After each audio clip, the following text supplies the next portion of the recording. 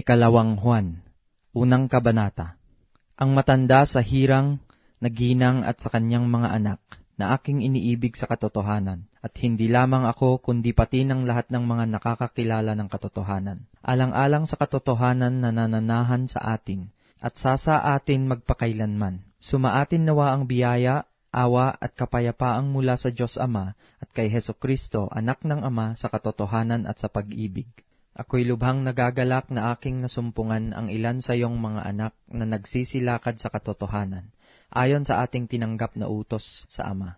At ngayon ipinamamanhik ko sa iyo, ginang, na hindi waring sinusulatan kita ng isang bagong utos, kundi niyaong ating tinanggap ng pasimula, na tayo'y mangag-ibigan sa isa't isa. At ito ang pag-ibig, na tayo'y mangagsilakad ayon sa kanyang mga utos. Ito ang utos na tayo'y mangagsilakad sa kanya, gaya ng inyong narinig ng pasimula.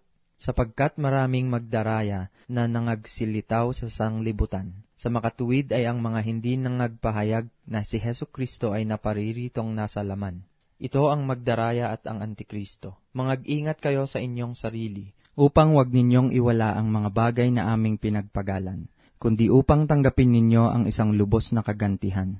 Ang sino mang nagpapatuloy at hindi nananahan sa aral ni Kristo ay hindi kinaroroonan ng Diyos. Ang nananahan sa aral ay kinaroroonan ng Ama at gayon din ng Anak. Kung sa inyo'y dumating ang sino man at hindi dala ang aral na ito, ay huwag ninyong tanggapin sa inyong bahay, at huwag ninyo siyang batiin, sapagkat ang bumati sa kanya ay nararamay sa kanyang masasamang gawa. Yamang may maraming mga bagay na isusulat sa inyo, ay hindi ko ibig isulat sa papel at tinta, datapwat inaasahan kong pumarian sa inyo at makipag-usap ng mukhaan, upang malubos ang inyong galak.